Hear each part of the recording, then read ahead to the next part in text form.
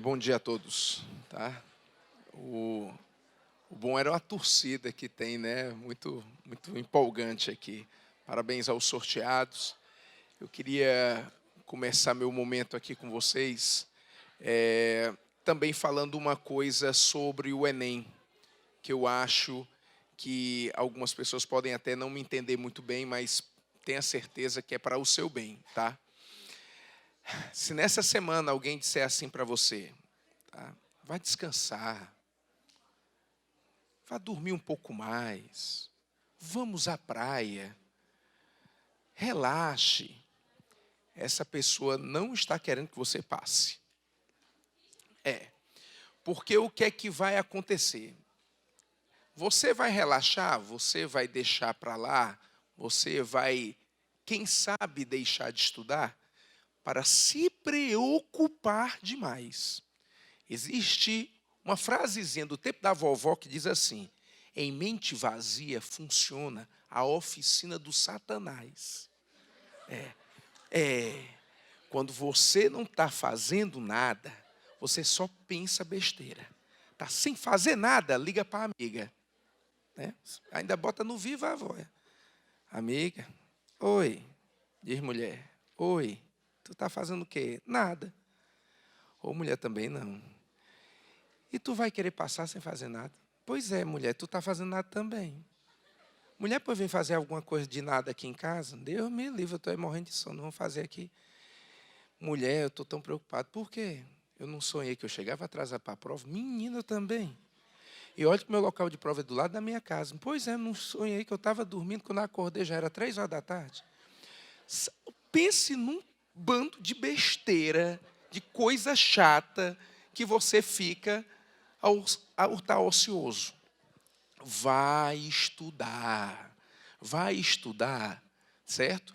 O máximo que eu vou liberar você é para comer e dormir. Você pode comer e pode dormir. Oi, filho, só um minuto. Você pode avisar que vai ser liberado 200 vagas para os primeiros, para a próxima aula. Eles podem convidar, mas é para 200 primeiros fazer RG e CPF. Tudo bem. Pessoal, está sendo feita uma liberação para a próxima semana, na aula de véspera, de 200 vagas. 200 vagas vão ser liberadas para a próxima semana para os seus convidados. Só que tem, é claro, uma cláusula. Tem que ser rápido. Serão os 200 primeiros. Então, você vai convidar um amigo. Tente logo fazer com que ele venha, tá certo? Ele tem que trazer RG e CPF. Não é isso? Portanto, os primeiros que vierem aqui no próximo sábado é que vão ser colocados para dentro. Bem, então, no sábado que vem, 200 vagas oferecidas para os 200 primeiros que estiverem. Convide os amigos, mas tem que chegar realmente cedo, tá bem? Para ter essa oportunidade. Pois é, só finalizando aqui minha conversa, então, tenha uma semana vencedora, maravilhosa e de trabalho. Se você não for trabalhar, se você estiver cansado demais, alguma coisa assim, quem sabe, no máximo, dê uma descansada. Mas não relaxe tanto. Pessoal, vocês não sabem o quanto ainda dá para fazer alguma coisa de treinamento, de aulões que você pode assistir, de algumas videoaulas que você pode assistir para tirar algumas dúvidas. Faça umas provas, faça a redação. Quantos temas já não estão saindo de preferência para serem os temas do Enem? Então, faça uma redação por dia. Se você for relaxar, você vai pensar besteira. E uma das besteiras que você vai pensar qual é? É que você não vai passar. E você tem que estar completamente focado para essa sua aprovação. Tá certo? Meus amigos, hoje nós vamos ter o nosso último encontro. Né? Nosso último encontro vai incluir este assunto. Nós hoje vamos ter uma conversa longa de novo, mas eu acho que vai ser interessante. Eu vou começar além desse tema, para chegar efetivamente a ele. Eu vou contar algumas histórias importantes e depois, logo em seguida, eu vou mostrar o restante dos slides aqui. Hoje nós vamos falar praticamente sobre os nossos dias atuais, ou algumas coisas que vão chegar aqui mais perto. né? Eu acredito que algum professor seu, algum professor que você acompanhe, já deve ter falado para você ter cuidado com as efemérides, tá bem? E muitas dessas efemérides acontecem nesse período. Quer ver, ó? Quer ver, ó? Segunda Guerra Mundial está fazendo 80 anos. Certo? Revolução Chinesa, 70 anos. Revolução Cubana, 60 anos. A chegada do homem à Lua, portanto, despertando aquela corrida espacial, 50 anos, porque o homem chegou em 69. Vamos falar de uma situação de história do Brasil. Em 79, portanto, há 40 anos, criou-se a lei da anistia e o fim do AI-5. É a ditadura, é o regime militar que está se acabando. Em 89, foi eleito Fernando Collor de Mello com uma eleição direta, depois de mais de 20 anos sem eleição direta para o Brasil. Então, são 30 anos. E também está fazendo os 30 anos do fim do Muro de Berlim. Notaram? São efemérides importantíssimas. O pessoal está apostando principalmente em Revolução Chinesa, em 49, e queda do Muro de Berlim, em 89, que possam ser questões muito certas nessa prova. Então, dá uma olhada nisso. Dá uma olhada nisso, porque, sem dúvida nenhuma, isso é importante. E isso vai estar na aula de hoje. Então, vamos conversar? Vamos conversar? Vamos. Eu vou começar a minha história aqui com você. Olha só. O século XX é um século muito difícil, né? Um século muito complicado. Para você ter uma ideia, é exatamente nesse período que começam a surgir, por exemplo, algumas ideologias filosóficas completamente pessimistas, né? Se você notar, uma pessoa como Nietzsche, que por ter vivido muitas desgraças, ele chega a dizer, Deus morreu, né? Então, olha só como é a referência que se tem. Quando Nietzsche diz Deus morreu, é porque para ele a ideia da morte de Deus é a desesperança. São tantas coisas que vão acontecer e que eu vou colocar agora essa ideia de Nietzsche para o século XX, que você fica realmente desesperançoso. É a unificação da Alemanha que só pensa em guerra. É uma primeira guerra que gera uma desgraça imensa para o setor europeu. É um período entre guerras com muitas falências, onde uma delas é a crise de 29, e uma segunda guerra tão próxima de uma primeira. Então, é um período muito, mas muito agitado, muito difícil para se conviver. Eu quero pegar principalmente o período pós-Primeira Guerra. Um mundo muito falido, muito acabado, principalmente o mundo europeu, mas que começa a existir nesse período, começa a existir nesse momento, uma esperança. A esperança é dada principalmente para alguns líderes de governo, como, por exemplo, Mussolini na Itália, Hitler na Alemanha e Vargas no Brasil. Essas pessoas, com as suas demonstrações de autoridade, confiança, eles passam para um povo a ideia, eu vou salvar vocês. Então, os regimes totalitários surgem. Notaram? Totalitarismo. Regime totalitário vem da ideia de regime de controle total. Eles têm um controle total. Eles vão desenvolver um controle total, justificando fazer isso para conseguir o quê? Salvar o seu país. Então, a ideia que eles passam para o povo é uma ideia de esperança. Tem gente que às vezes diz assim para mim, como é que pode o pessoal ter acreditado no Hitler, que era um homem tão ruim, que era um homem tão, assim, preconceituoso, era uma pessoa que discriminava tantas pessoas, principalmente os de linha judaica. Mas, pessoal, é o desespero. As crises econômicas que o mundo passou, principalmente alguns lugares, mais especificamente no mundo, como a Europa, criam esse desespero. O desespero que, no final das contas, faz com que aquela pessoa se transforme realmente num salvador, num Deus para eles. Então, olha só o que foi acontecendo, tá? A nação definhando, a nação miserável. Eu tenho uma Alemanha no período entre guerras com uma inflação de mais de 1000% ao dia. 1000% ao dia, certo? Imaginando o quê? Poxa, esse Hitler vai me salvar. Tudo bem? Então ele cria aquela atmosfera. salvadora, aquela atmosfera messiânica, aquela atmosfera nacionalista, e coloca na cabeça das pessoas que a grande salvação que a Alemanha vai ter é se vingar de outras nações e, é claro, fazer uma guerra. Então, a Segunda Guerra Mundial foi montada assim. Foi montada com disputas econômicas, com crises econômicas, com revanchismos. Aí você diz assim, mas ninguém fazia nada. Por exemplo, uma Inglaterra não olhava para o Hitler e dizia, esse homem é ameaçador? Como? Os regimes totalitários tinham uma coisa em comum. O nazismo, o fascismo, o getulismo, o franquismo, o salazarismo tinham uma coisa em comum. E essa coisa em comum que eles tinham agradavam demais a classe empresarial. Sabe o que era? Eles eram antissocialistas. Como o capitalismo estava em quebra, como o capitalismo estava em falência, como o capitalismo estava em crise, então o socialismo ascendeu. Quem aqui não se lembra que a Revolução Russa que aconteceu em 1917, que criou um novo país, que é a União Soviética, deu certo por causa da Primeira Guerra Mundial. Então, quando a guerra veio, abateu a economia. A economia frágil, o socialismo aproveitou para dar o bote. A vitória da Revolução Russa, ela se dá por muitos fatores. Um deles é o capitalismo em queda. Como o capitalismo estava quebrado, então o socialismo se aproveitou. Veja o crescimento dos partidos socialistas pelo mundo. Eles vão acontecer principalmente na década de 20.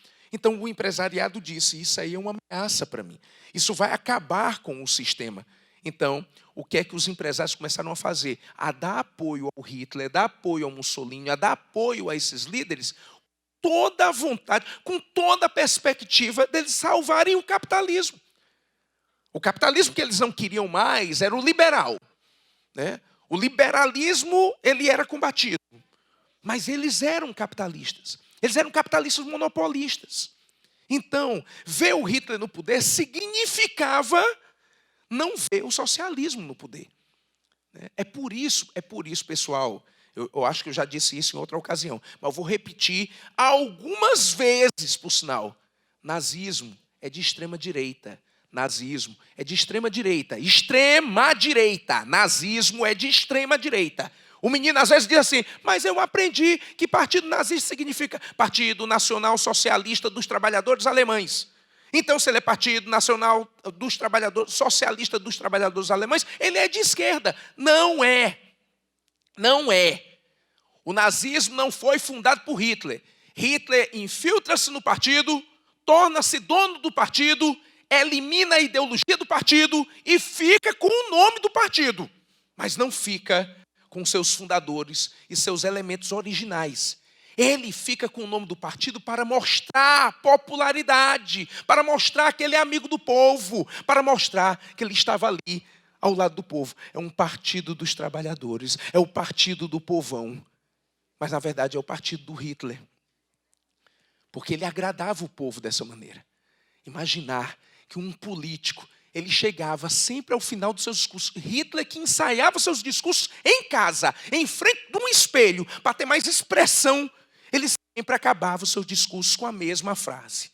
Que Deus salve o povo, que salve o império e que salve o imperador. Imagine, que Deus salve o povo, que Deus salve o império, que Deus salve o imperador. Ele contagiava isso, né? Heil Volk, Heil Reich, Heil Führer. E o pessoal, que homem maravilhoso. Ai, filho, é para você, meu lindo. Do coração. Imaginar que Hitler escreveu um livro com uma dedicatória para taxistas, padeiros, pedreiros, garçons. Você, um dia, quem sabe, vai escrever um livro. Se der vontade. Vou escrever um livro. Você vai botar a dedicatória para os garçons? Quem sabe qual é a temática do livro, né? Vamos imaginar que o seu livro tenha como temática como eu passar no vestibular. Você vai dedicar aos garçons? Eu acho não, né? Fica esquisito. Agradeço a todos os garçons que me serviram enquanto eu estudava. É isso? Não existe, né? Não existe essa relação. Mas para Hitler existia, porque ele queria fazer um livro para o povo. E o povo vendo a sua classe trabalhista, ou então o seu nome.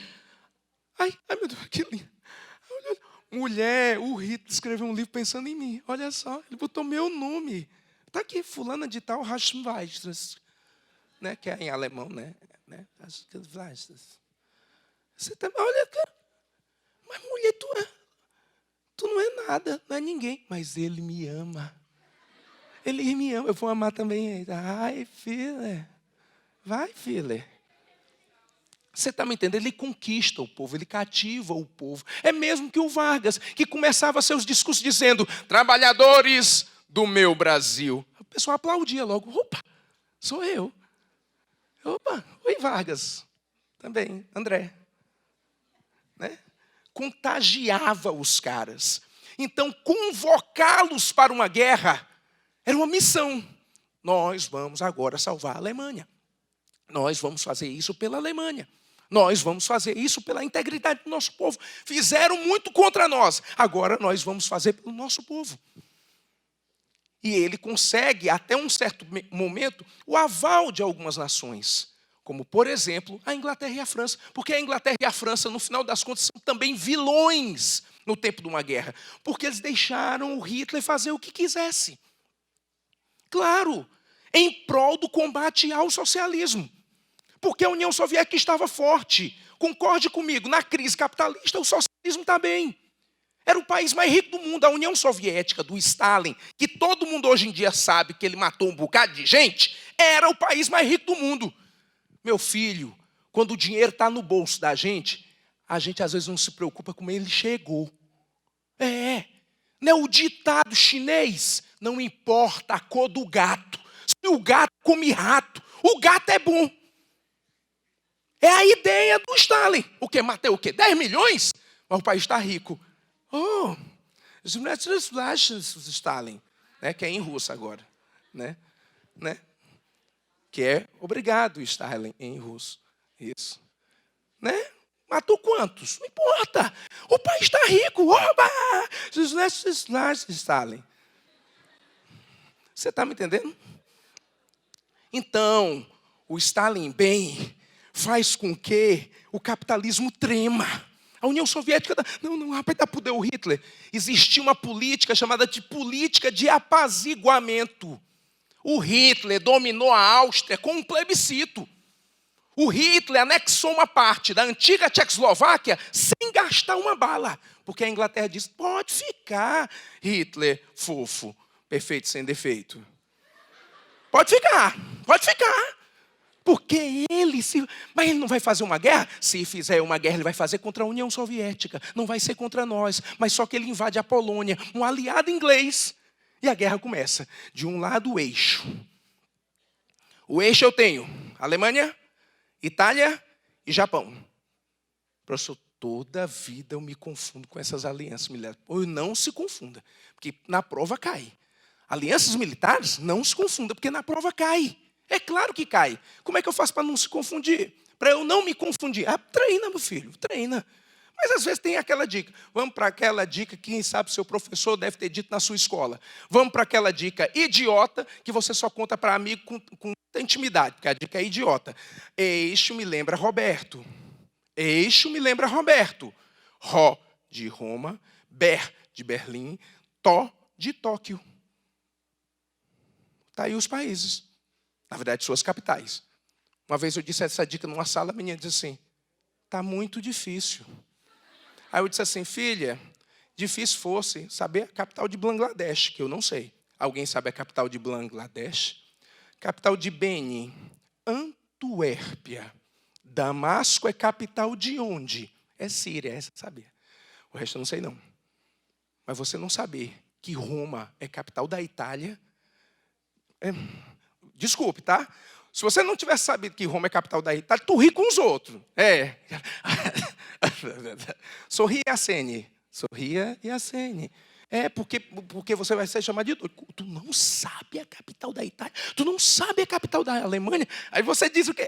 Brincadeira, sei não. Sei não, porque está muito ruim, filho. Mas assim, tem que saber. Então, o Roberto são as iniciais das capitais dos países participantes. Roberto, Roma, Berlim, Tóquio. Portanto, Itália, Alemanha, Japão. Isso é o eixo. Do outro lado, eu tenho uns aliados. Aí tem uma Inglaterra, tem uma França, tem Estados Unidos e tem a União Soviética, que é esse ponto que eu quero. Vamos lá. Estados Unidos e União Soviética estão juntos. A União Soviética está do lado dos aliados, que são todos capitalistas. Por que a União Soviética está aqui? Porque Hitler lhe atacou. Hitler lhe atacou. Então, a Alemanha virou inimiga da União Soviética. E a União Soviética teve que virar amiga dos capitalistas para conseguir vencer este outro inimigo. Certo? A intenção era essa. Não era uma aliança de convicção, não era amizade. Stalin, tem muito uma foto, não sei se vocês já viram, essa foto é muito conhecida, né? Que é a foto dos líderes que venceram a Segunda Guerra, todos ali, sentadinhos, um do lado do outro. Geralmente a foto tem quem? Stalin, da União Soviética, Roosevelt, que é o presidente dos Estados Unidos, e o senhor Winston Churchill, que é o primeiro-ministro da Inglaterra. Certo? Geralmente tem essa foto, que é a foto exatamente que reúne os líderes que estão dividindo já as coisas, já declarando, portanto, o fim da guerra e coisas desse tipo, né? Porque a guerra ela vai acabar, para alguns historiadores, ela vai acabar em vários momentos, não tem só um momento, tá? Para alguns a guerra começou a acabar, sabe quando? Quando o Hitler perdeu Stalingrado, que é uma batalha na União Soviética, ele perdeu muito, o avanço foi horrível nesse tempo. Tá? Muitos vão dizer que a guerra acabou quando Hitler foi expulso, a Alemanha foi expulsa da dominação da França. Isso é o chamado Dia D. Isso é um ataque de mais ou menos uns 3 meses que os Estados Unidos recuperam a França. A França tinha sido invadida pela Alemanha, tinha sido dominada a sua parte norte. A parte norte da França era um domínio alemão. Né? Existem fotos de Hitler passeando na Champs-Élysées, passeando com a Torre Eiffel no fundo e zombando do povo francês, porque ele conseguiu dominar a França. Não toda, mas pelo menos uma parte dela. Então, o dia D, o dia decisivo, o ataque à Normandia, foi a recuperação da França para os aliados. Tem gente que diz que é isso. Já alguns dizem, o final da guerra é a morte de Hitler, né? Porque na história oficial, vamos esquecer histórias de conspirações, tá? Na história oficial, Hitler se mata. Hitler dá um tiro na cabeça, certo? Ele diz para todo mundo, eu vou me matar, vocês vão pegar meu corpo, vão queimar, para não fazer o que fizeram com Mussolini, que o Mussolini foi morto, e o corpo dele foi colocado numa praça central em Roma, de ponta cabeça, para ser apedrejado. Ele estava morto. Ele foi metralhado.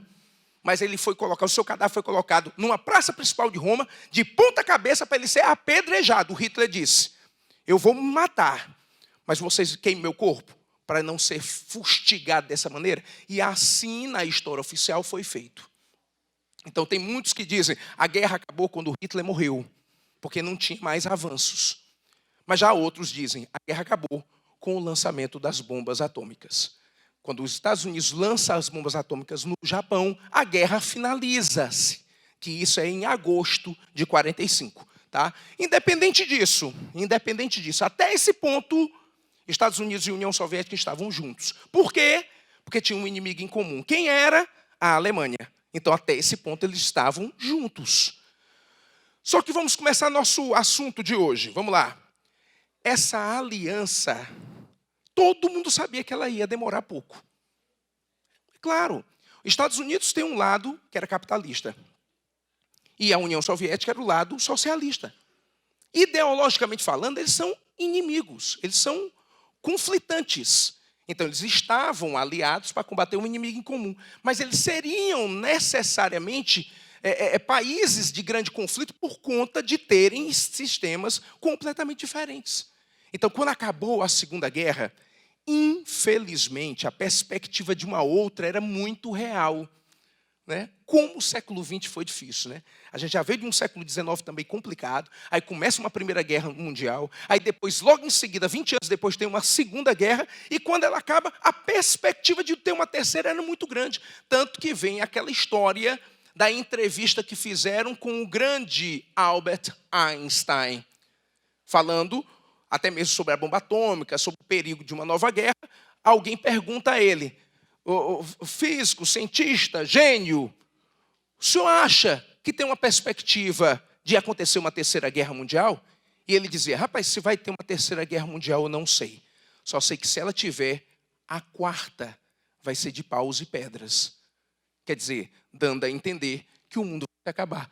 É por isso que a guerra entre Estados Unidos e União Soviética é fria. Entenderam? Porque uma coisa era óbvio de se observar. Eles eram inimigos, mas eles tinham também uma outra coisa, quem sabe dizer de boa. Eles não eram loucos. Eles eram manipuladores, ambiciosos, mas eles não eram loucos de pensar assim, eu vou agora brigar com a União Soviética, diziam os Estados Unidos. E a União Soviética dizia o mesmo? De jeito nenhum, porque eles sabiam que com a potencialidade armada que eles tinham era exuberante, eles poderiam acabar com o mundo e com eles mesmos, é claro. Então é por isso que a guerra é fria. O que é a guerra fria? É uma corrida armamentista. Acho que eu tenho aqui. Deixa eu passar por aqui, desculpe, tá, pessoal? Pronto. A guerra é ideológica. A guerra é ideológica, é manipuladora. Consegue essa guerra dominar países, formando blocos. E com isso, o mundo vai se dividindo. E aí cria-se o que a gente chama, nesse período, de uma bipolarização. De um lado, Estados Unidos, de outro lado, União Soviética, formando os seus blocos e botando esses países para lutar entre si, para ver qual o lado que ganhava, para ver qual o lado que vencia. Esta era a intenção, esta era a condição, vamos dizer, de que se desenvolvia nesse período. Era a guerra ideológica, era um conflito ideológico entre os caras, tá certo? Então, vamos lá. Professor, me lembra qual foi aquela guerra que Estados Unidos e União Soviética tiveram diretamente? Aí eu vou dizer, não teve. Nunca teve. Nunca Estados Unidos e União Soviética tiveram uma guerra diretamente. Eles manipulam os seus blocos. Mas assim, existia uma regra, né? O país tinha que ter uma inserção no bloco. Tinha. O país é capitalista? Não. O país não era capitalista, ele tinha que ser capitalista, ligado ao bloco dos Estados Unidos e odiar a União Soviética. Era assim que ele tinha que ser na Guerra Fria. O país é socialista. Não pode. Socialista só? Não. Ele tinha que ser socialista, ser ligado ao bloco socialista e odiar os Estados Unidos. Não era admitido uma política de não alinhamento.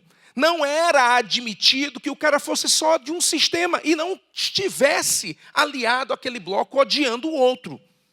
Teve uma situação, eu acho que quem sabe você ouviu falar nisso, teve uma situação em que um grupo de países se reuniu numa cidade da Indonésia. O nome dessa cidade era Bandung. Na cidade de Bandung, esses países, um pouco mais de 20, eles disseram, nós vamos promover independências africanas e asiáticas e não vamos querer nos alinhar aos blocos. Nós vamos formar o terceiro mundo. O primeiro mundo quem era? Os capitalistas liderados pelos Estados Unidos. O segundo mundo quem era? Os socialistas liderados pela União Soviética. E o terceiro mundo quem era? Os países não alinhados. Mas só que isso não foi admitido. Isso não foi aceito. E aí, denigriram a imagem do que seria o terceiro mundo. O que seria o terceiro mundo? Originalmente, os países não alinhados. Mas, no final das contas, o que é que virou o terceiro mundo? A pobreza do mundo. Tanto que ainda hoje, você vê algumas pessoas, quem sabe até vocês, utilizam muito essa expressão, né? O Brasil, o país velho ruim, país de terceiro mundo. Esse nome já está muito velho, demodé, acabado. Hoje, no mundo só existe 2 tipos de países, né? Desenvolvidos ou em desenvolvimento. A ideia de chamar países, por exemplo, pobres, que não desenvolveram bem, de terceiro mundo, ficou velho. Isso é uma expressão velha. Pense na sua redação. Pensar na sua redação significa botar termos legais para ela. Ter uma linguagem formal, em alguns casos, para ela. Então, o terceiro mundo já era. Mas existia no tempo da Guerra Fria, porque eram países que queriam não se alinhar ao bloco, não estar junto com aqueles determinados países. Professor, me leve a mal não, como é que eles conseguiam convencer aquele país de ter um bloco, de estar no bloco? São muitas situações, tá? A primeira coisa, o primeiro poder de convencimento era geralmente as armas. Era o poder armado. Segundo poder de convencimento, dinheiro. Aqueles países precisavam, portanto, de recursos econômicos. Tudo bem? Mas existia também as manipulações midiáticas, né? Eu digo algumas coisas aqui que o pessoal pensa até que isso é uma brincadeira. Tem gente que diz assim, poxa, esse André Rosa gosta de fazer brincadeira.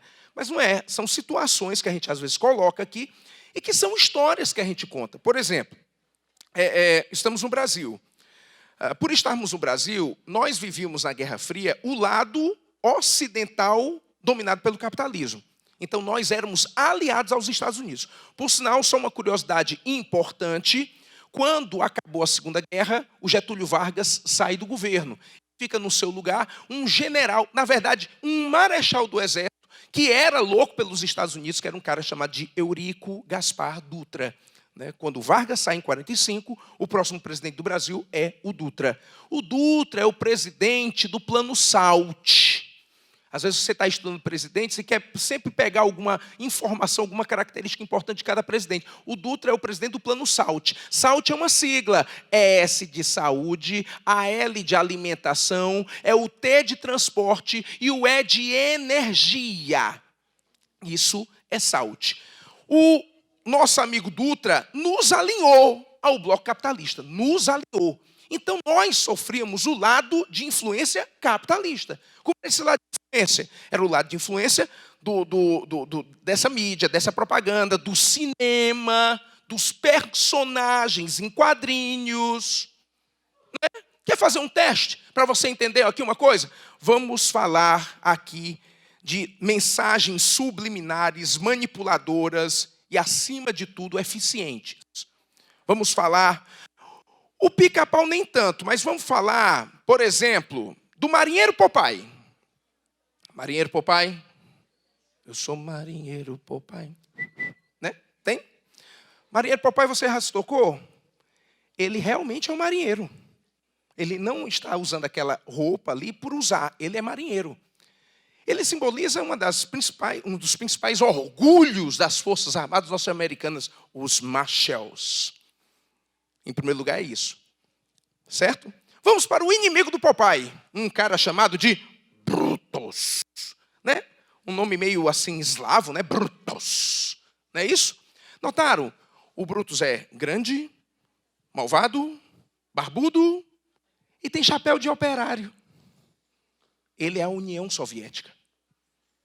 E a Olivia é o mundo. Que eles ficam disputando, mas sempre o Popeye ganha. Vamos falar do kryptoniano, o alienígena mais bem querido da face da Terra, chamado de Super-Homem. Pois nas revistas em quadrinhos originais, dizem as histórias do Super-Homem que ele ganha força através de quê? Alguém me arrisca? Como Super-Homem, ele é Super-Homem. Qual o fator que deixa ele super? Ótimo, beleza. O nosso Sol. O Sol que nos guia, brilha, nos dá força ao Super-Homem. Ele fica forte por causa disso, certo? Hoje em dia, o pessoal diz assim, o Super-Homem fica forte por causa do Sol que existe no nosso sistema e fica fraco por conta de um meteorito que vem do planeta Terra, chamado de Kryptonita, não é isso? Mas nas originais revistas em quadrinhos, o Super-Homem também tinha uma outra fraqueza. Alguém sabe dizer qual é? Uma fraqueza do Super-Homem, além da Kryptonita, sabe qual era? O Sol ficar vermelho. Quando o Sol fica vermelho, o Super-Homem fica fraco. É um Sol vermelho, tipo um Sol comunista. É mau, é um Sol malvado, que tira a força do Super-Homem. Vamos para o senhor Capitão América. Não precisava nem dizer que Steve Rogers, com aquela roupa tão discreta, ele representa os Estados Unidos, né? Vamos lá. O principal inimigo do Steve Rogers, o Capitão América, na Segunda Guerra Mundial, é o senhor Caveira Vermelha. Vermelho, o mal. É o mal, o comunismo, é o Satã. Ai, Satanás. Come padre, criancinha. Ai, meu Deus. Notaram a mensagem subliminar? O menino vê o vermelho e mãe, eu não quero de não. Né? É a mesma coisa das antigas músicas de niná que pregavam o racismo, né? Boi, boi, boi, boi da cara preta, porque se o boi é branco, ele é fofo. O menino não vai querer dormir, ele vai querer brincar com o boi. Mas se o boi é preto, ele fica com medo. Eu quero dormir, eu não quero ver esse boi. Eu não quero ver esse boi, que ele é preto. Pois é. Politicamente correto demorou a chegar. Ficou chato, quem sabe, para algumas pessoas, mas deveria chegar. Né? Pois é, a mensagem subliminar da Guerra Fria é isso. É isso. São os filmes enlatados que chegavam aqui no Brasil pregando os heróis que eram exércitos de um homem só. Como é clássico o Rambo. Como é clássico o Rambo. O Rambo que não morre. Né? O Rambo é esfaqueado, baleado, envenenado, afogado. Ele é enforcado, jogado da ribanceira, tudo eletrocutado. O Rambo é eletrocutado, mas ele não morre. Mas basta ele dar uma chulipa no inimigo dele, esse inimigo vira 3 vezes, cai de um alçapão para ficar preso numa estalactite. É claro que tira o coração do cara, mas é claro, essa morte é ruim, é fraca. É porque esse cara, ele tem que morrer assim, ao lado dos detonadores que caíram no buraco. E aí... Aí o Rambo... Fiz tudo pela América. Né? É porque o Sylvester Stallone teve uma paralisia facial, ele fala daquele jeito porque ele tem problema. Ele fala daquele jeito porque ele faz uma paralisia facial. Tá? Então ele fez pela América. O Rocky Balboa, que luta contra um russo enorme. Minha filha, aquele homem é enorme. Deus que me livre ver um homem daquele na minha frente. Aquele homem é enorme demais, sei lá o nome daquele, Vladimir Shorovanovsky, deve ser esse nome assim, né? Enorme, mata o Apolo, amigo dele, que lutava sempre com um pedaço da bandeira dos Estados Unidos no corpo, que aquele calção dele era dos Estados Unidos, né? E ele vai lá, fez a luta, né? Ixi, você tosse e chora. Você chora, eu vi gente chorando no filme do Rock. Esse homem é demais, eu queria lutar como ele. Por quê? Porque é assim. Porque é assim. É a emoção. Você começa a torcer por ele. E tem ódio desse bandido. Quem são os bandidos? O russo malvado. O russo, nunca o russo sorri, né? Quando o russo sorri, ele sorriu. Vamos matá-los. Shrovinovsky, vodka. Né? Outro inimigo, os árabes terroristas, que dentro de suas combis destroem tudo. Tudo. E o terceiro inimigo, os latinos maconheiros, que somos nós. Né? Que não temos arma nenhuma, a calça é bem aqui, com camisa, regata e canivete. Né? Né? Sempre a mesma coisa, né? Pois é. Aí é uma ruma, como diz no linguajar do bom cearense que eu sou, vem uma ruma, mas o Rambo mata tudinho, o Braddock mata tudinho. Rapaz, o MacGyver, quando começou a série do MacGyver, o nome da série é assim, Profissão, : perigo. Né? Rapaz, o MacGyver fez um barco de um caixão. Ele criou um barco, botou um motor num caixão e criou um barco. O MacGyver danado, porque isso era para mostrar a maravilhosa mentalidade do ocidental. Eles vão vencer. Eles são melhores. Você torce por eles. Tanto que isso deixou uma marca tão impregnada que se você vê um russo, você vê um árabe, ou você vê você mesmo, né, que é um latino, entendeu? Você fica com medo. Você se olha no espelho, ai, né? Um russo. Deve ser ruim, tão ruim esse russo. Porque você aprendeu nos filmes da Guerra Fria. Você aprendeu nesses rótulos que são colocados. Porque o cinema é a 7ª arte. E ele manipula. Ele tem este poder também. É a 7ª arte, mas ele também passa essa informação. Você está me entendendo? Então, os Estados Unidos, como a União Soviética também fazia isso. A União Soviética também fazia isso. Não pense que a União Soviética não fazia isso, não. Ela também fazia isso. Às vezes tinha filme na União Soviética que ficava 30 segundos ou mais só ali na cara, daquele ator, olhando a bandeira da União Soviética.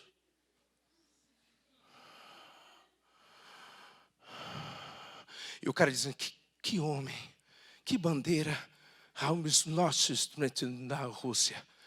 E aí vai, que eu disse, eu amo demais a Rússia, em russo. Entenderam? É a mesma manipulação.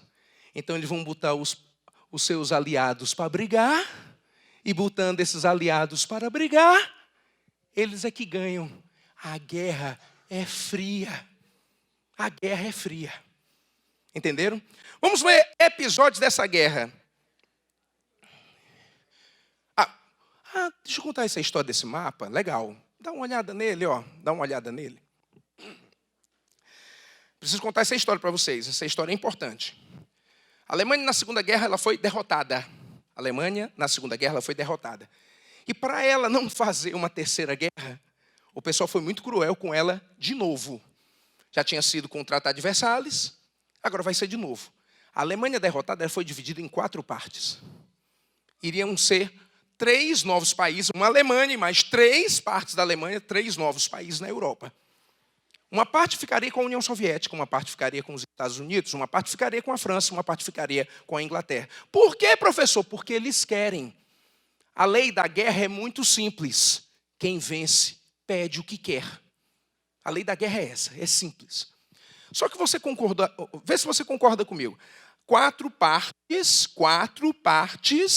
onde 3 são capitalistas. A Alemanha dividiu-se em 4 partes, mas 3 são capitalistas. Entenderam? Que no caso é da Inglaterra, França e Estados Unidos. Essas 3 partes, pela força dos Estados Unidos, formaram um país só. É a chamada Alemanha Federativa, a República Federativa da Alemanha, ou popularmente conhecida como Alemanha Ocidental.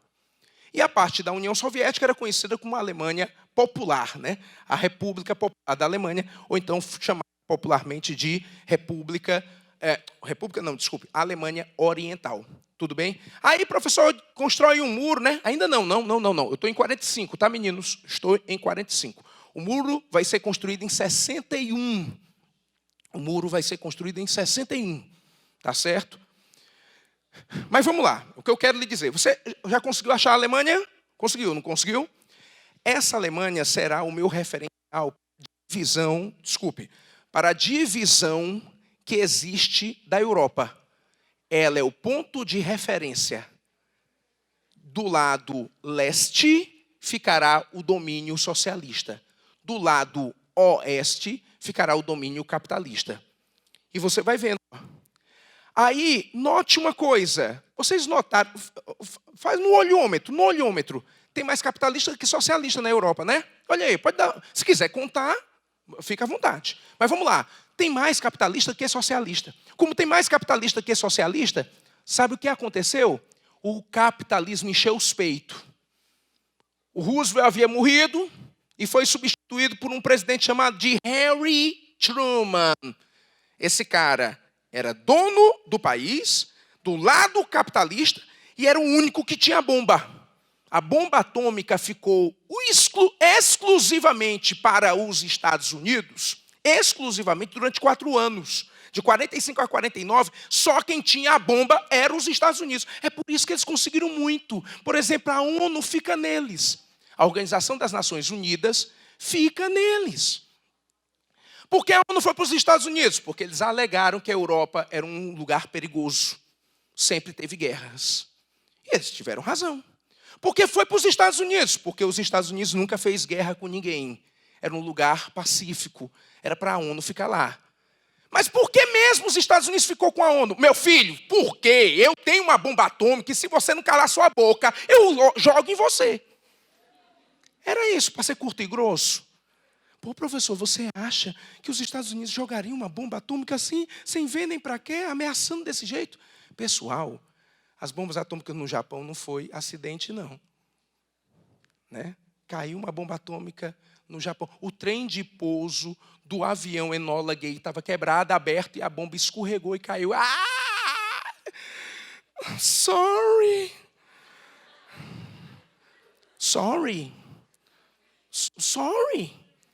3 dias depois, sorry again. Sorry again. Foi mal.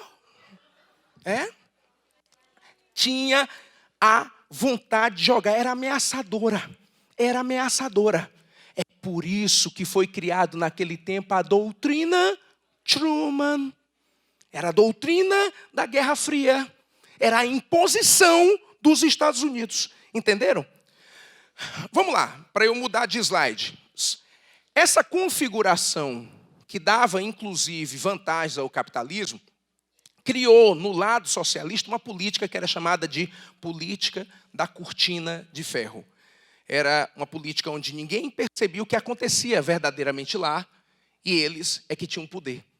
Então, é assim, às vezes algumas pessoas dizem assim para mim, professor, na Guerra Fria eu só torcia para quem? Estados Unidos ou União Soviética? Não dá para torcer por ninguém não, filho. Eles são 2 crápulas terríveis. Né? São imperialistas, porque eles querem mercado. São armamentistas, gastam todo o dinheiro. Por que a União Soviética ficou pobre? Hoje eu estou ouvindo um aulão. Acabou o aulão, menino. O senhor pode me responder uma pergunta? Rapaz, aquele negócio de glasnost e perestroika, né, que aconteceu no final da União Soviética. Por que aquilo ali? Sabe por quê, meu filho? Porque a União Soviética estava querendo se reestruturar. Ela tinha passado o tempo da Guerra Fria todo gastando o dinheiro do país com armas. A população soviética, que deveria ser num regime socialista, todo mundo lindo e feliz, passava fome. Sabe por que o russo tomava tanta vodka? Sabe por quê? Isso não é brincadeira. Sabe por que o russo tomava tanta vodka? Porque o Estado dava vodka para ele, já que não dava aquecimento nas suas casas. Não dava aquecimento, mas dava vodka. É a mesma coisa, pensou o governo. Por isso, o índice de alcoolismo na Rússia era altíssimo, inclusive entre as crianças. Por quê? Porque não tinha aquecimento em casa. Eles recebiam um fardo de edredons e vodka para passar o frio. Um frio que chegava a ser de -30. Imagine, roubo de carro, desigualdade, prostituição. Mas ninguém podia falar isso não, porque isso são problemas capitalistas. Problemas capitalistas de um lado socialista, não se pode falar isso não. Não se podia falar isso. É a cortina de ferro.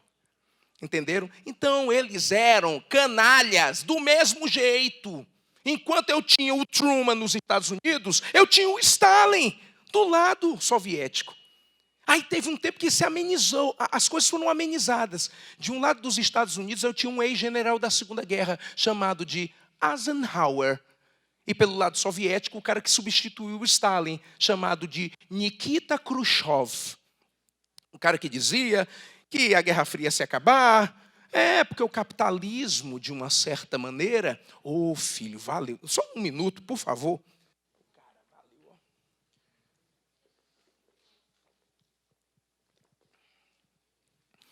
Obrigado, desculpe. Um cara que acreditava que o capitalismo ia se acabar. E que o capitalismo se acabando, o socialismo venceria. Era uma política que ele fazia. Um processo de política que ele fazia chamada de coexistência pacífica. O Nikita Khrushchev foi visitar os Estados Unidos. O Nikita Khrushchev foi jantar na Casa Branca. É por isso que o Mao Tse-tung, líder da Revolução Chinesa, corta os laços com a União Soviética. Ele chama o Khrushchev de traidor. Você é um traidor. O Mao Tse-tung, que fez a Revolução Chinesa em 49, adorava o Stalin. Ele gostava tanto do Stalin, a convivência era tão boa, que o Stalin deu aos chineses a tecnologia da bomba atômica. Né? Bomba atômica no mundo só tem em 8 ou são 9 países.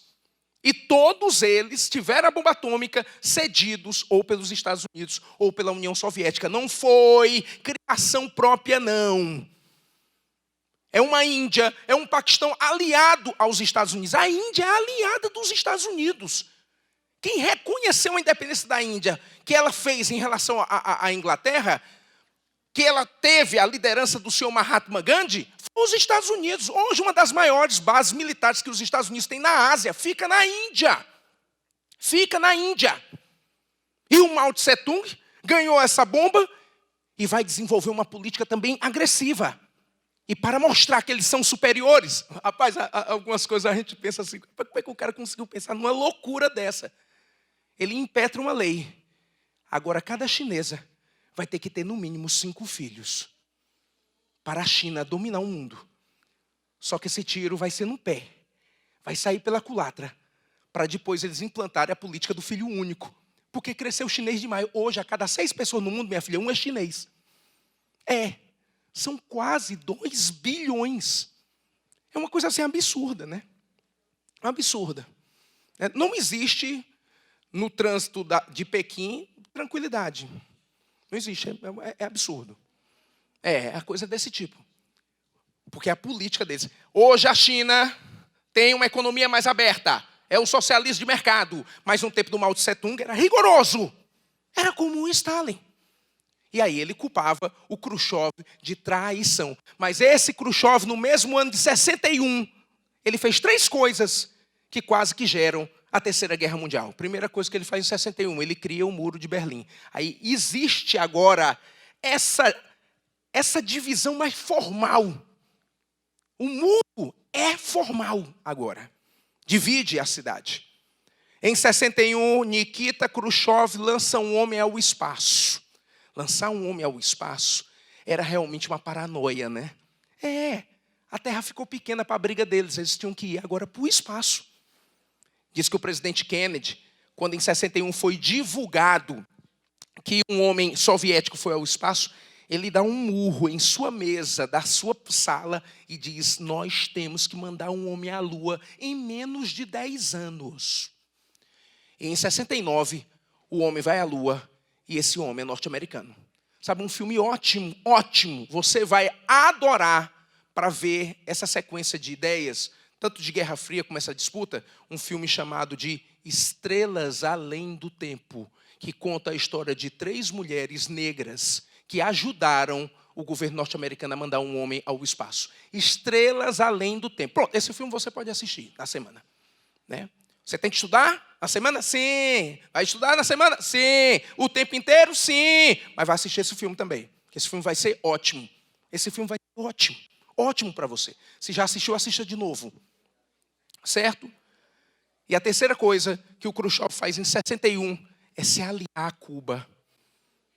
O Fidel Castro fez uma revolução no país em 59, mas só assume que a sua revolução e seu governo é socialista em 61. Para você ter uma ideia, quando ele assume o governo em 61, que era socialista, os Estados Unidos ficam loucos, porque a Revolução Cubana foi muito pior do que a derrota no Vietnã. Os Estados Unidos na Guerra do Vietnã, na década de 60, 70, são derrotados.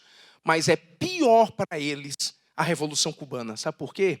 Porque Cuba era uma parte dos Estados Unidos. Cuba é uma ilha bem próxima aos Estados Unidos. Então, ter uma nação capitalista como os Estados Unidos era, perder no seu quintal um domínio, você está me entendendo? É muito humilhante. Cuba era dominada pelos Estados Unidos. Os presidentes em Cuba eram escolhidos pelos presidentes dos Estados Unidos. Então, ele agora se tornar um país socialista é uma coisa extremamente humilhante. Entenderam? Então, no final das contas, em 61, quando Cuba se alinhou à União Soviética, quase tinha uma guerra. Sabe por quê? Porque o Khrushchev disse assim para o Fidel Castro: Fidel, só para te ajudar, eu vou te mandar uns mísseis nucleares para tu instalar na ilha. Quando ele disse isso, e os mísseis foram para lá, o Kennedy disse: se um míssel desse se instalar na ilha, eu começo a Terceira Guerra Mundial. Por isso os navios recuaram. Os mísseis não podem ser instalados. Quem mantinha a ilha era a União Soviética. Por quê? Porque os Estados Unidos criou um embargo. Ninguém agora na América poderia fazer comércio com Cuba. E é por isso que na década de 60, o que é que os Estados Unidos vai fazer? Patrocinar governos autoritários latino-americanos, principalmente militares, para proteger o país como o nosso da ameaça vermelha. O comunismo não pode chegar no nosso país. Por isso, nós vamos agora botar no poder o senhor Humberto Castelo Branco. Humberto Castelo Branco. Marechal Humberto Castelo Branco, cearense. Primeiro governante do regime civil-militar cearense, certo? O Castelo Branco, pode procurar aí. Procure assim, por exemplo, na internet, discurso de posse do presidente Castelo Branco. Tem uma parte do discurso que ele diz, nós só vamos tomar o poder durante 2 anos. A ideia era o quê? O dito golpe, o dito momento foi em 31 de março de 64. É o chamado Dia da Revolução, 31 de março de 64. A promessa dos militares era devolver o poder aos civis em 1º de janeiro de 66.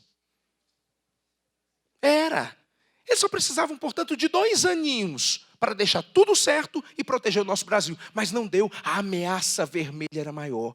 Então, depois do Castelo Branco, veio o Costa e Silva. Com Costa e Silva veio o AI-5. E depois do Costa e Silva veio o Médici. Depois do Médici veio o Geisel. Depois do Geisel veio o Figueiredo. E quase depois do Figueiredo veio o Maluf. Mas acabou ele não sendo eleito. Quem foi eleito foi o Tancredo Neves, que no final das contas nunca assumiu. Ele acabou falecendo. Tem um filme falando sobre essa situação do Tancredo Neves, chamado O Paciente.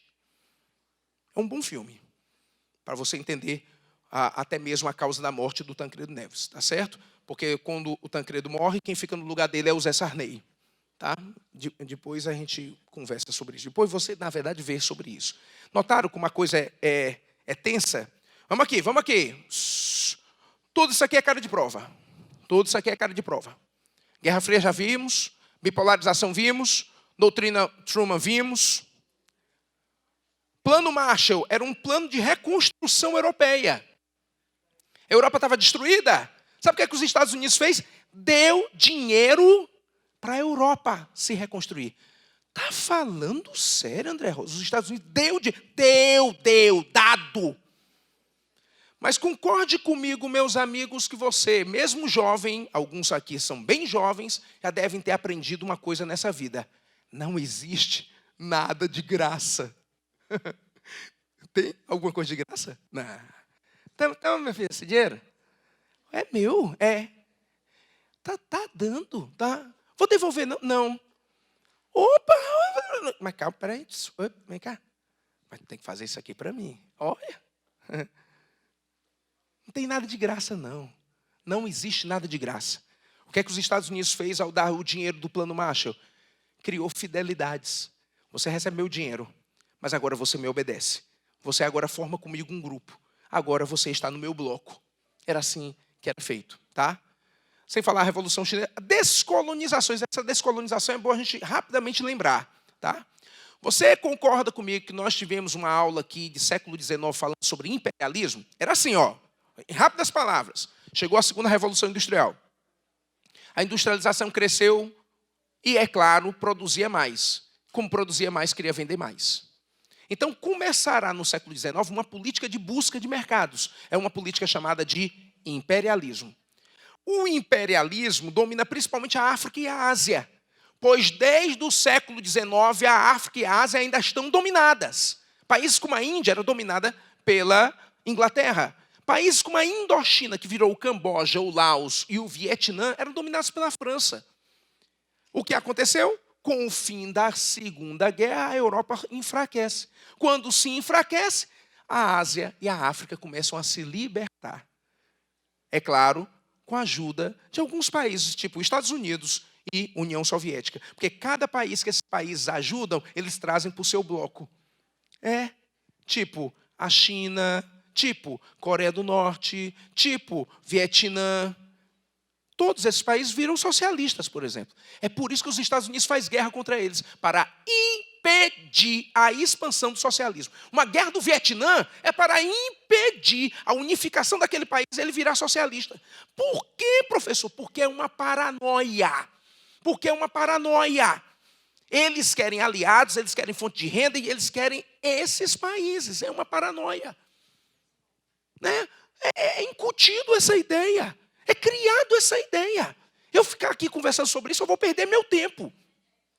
Porque não tem explicação lógica para isso. Como explicar para as pessoas que o socialismo é ruim? Socialismo é ruim. Vamos falar de lei. Vamos falar de livro. Vamos falar de teoria. Toda teoria é linda. Toda teoria é linda. Vamos lá. O socialismo é lindo. E principalmente, filho, valeu. E principalmente olhando o capitalismo. Como é que pode, né? Os franceses, os alemães, os ingleses, todos eles branquinhos, lindos, maravilhosos, europeus, cristãos, guerreando. Jesus não mandou a gente amar uns aos outros? Jesus não dizia que somos filhos do mesmo Pai, então somos todos irmãos? Como matar uns aos outros por conta de dinheiro? De terras? Isso é o capitalismo. Mas o capitalismo quer mostrar para a gente o que é. É a lindeza. É o carro lindo. É a casa, a mansão, a viagem, o Fábio Frota. Isso é o capitalismo lindo. Né? Eu falei que ele foi embora. Né? Senão ele me dava... Toda a vida ele liga para mim e diz, rapaz, não sabe aquele negócio não. O pessoal pensa que a gente tem um caso. Não, cara, já acabou. Deixa para lá. Paixão antiga sempre mexe com a gente. Né? Mas vamos lá. O que eu quero lhe dizer é que agora a Europa falida, a África e a Ásia se liberta. E os Estados Unidos e a União Soviética tentam pegar esses caras, passando essa imagem. Quando eles se chateiam com isso, eles fazem uma guerra. A guerra do Vietnã é para evitar essa explosão, esse crescimento socialista que lá existe. Vamos lá, Revolução Cubana já falamos. Questão da América Latina com essa ideia, acima de tudo, da existência das ditaduras. É o regime militar aqui do Brasil, é o regime militar do Paraguai, é o regime militar do Pinochet no Chile. Pinochet é cruel, né? Já faleceu. Muito cruel, tá? E só mostrando que depois disso vem o processo da globalização, tá? Que vai mostrar, depois dessa Guerra Fria, um outro processo, um outro esquema dentro desse episódio, tá? Eu queria, antes da gente se despedir, passar uma informação. Quem sabe se você ainda está no gás, está ainda com uma intencionalidade de fazer isso, saiba desses detalhes. Vamos lá. Esta parte da história, ela tem uma incidência, ela é muito mais buscada nessa parte da geografia, né? A geografia gosta muito de falar isso, dos blocos econômicos, das mudanças que aconteceram após a Guerra Fria, tá? O que eu quero que você, nesse período, veja principalmente essas efemérides, tá bem? Efemérides. Vamos lá, mais uma vez, o que é interessante você ver. É a Segunda Guerra, que está fazendo 80 anos, a Revolução Chinesa, para apresentar um contexto ligado principalmente à figura da renovação da China, né? Professor, a China se renovou mesmo, né? Hoje em dia a China é rica, é considerado socialista. Pessoal, só uma dica. O socialismo da China é um chamado socialismo de mercado. Eles estão abertos. Você pode instalar uma empresa na China. Eu quero instalar uma empresa na China, André Rosa. Pode instalar. Você precisa fazer, no mínimo, 3 coisas. Tá? Primeiro, pagar todos os impostos. Segundo, compartilhar a tecnologia. Terceiro, empregar o máximo de pessoas na sua empresa. A partir daí, seu acesso fica mais fácil, porque você está fazendo exatamente isso. Tá certo? Mas você pode instalar. Então, a China, ela deu uma guinada, principalmente por conta do problema populacional que existe. Você está me entendendo? Então, estudar a Revolução Chinesa é estudar uma mudança que o país teve de capitalista para socialista e agora uma volta ao mesmo critério, né? Porque, praticamente, acho que vocês sabem desse detalhe, né? A China é um dos países mais ricos do mundo. É o país que tem mais bilionários no mundo. O que a China não tem mais do que o mundo, né?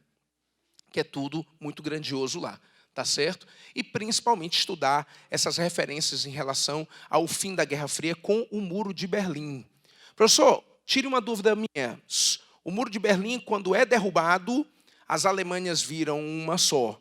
Viram o quê? Não, ela agora é só capitalista, né? No final das contas, a queda do Muro de Berlim é o sinal da derrota socialista, da derrota da União Soviética e a vitória desse capitalismo. É por isso, pessoal, olha aí essa dica. É por isso que a política norte-americana é tão, hoje em dia, arrogante. Não tem mais quem os bata. Quem vai bater os Estados Unidos? Com a questão de armas, com a questão de poder. Quem vai bater? A China? Né? Será? Será que vai conseguir fazer isso? Então é por isso que o terrorismo na década de 90 em diante aumentou tanto. Porque os inimigos que os Estados Unidos têm agora são esses gatos pingados que fazem mal à vida dos pequenos, como nós. Tá? E outra coisa que é bom também dar uma olhada, só finalizando, e aí eu me despeço, é a questão palestina. Os Estados Unidos apoiam bem os judeus, que são os mesmos israelenses. Israel foi um país criado pós-Segunda Guerra. Israel é um país criado em 1948. E Israel tem um apoio incondicional dos Estados Unidos, plenamente, para fazer o mal, como diz no linguajar do bom cearense, os árabes, os palestinos, que também são a mesma coisa, são ajudados pelos soviéticos. E aí é por isso que a guerra acaba. Que a guerra continuará, intensificará. Você pode notar isso. Judeu e árabe, em qualquer outra parte do mundo, não brigam. Mas na Palestina eles brigam. Por quê? Porque ali é por terra, por poder, pela influência dessas nações que chegam, no caso, a dominar toda aquela localidade. Tá? Pessoal, vamos lá. Segundos. É sempre um prazer. Eu esse ano... Todos os anos que eu trabalhei aqui no Alcance, quem até me acompanha mais tempo aqui, principalmente a equipe, sabe que a gente tem muita satisfação, muito prazer. É muito bom trabalhar aqui nesse projeto.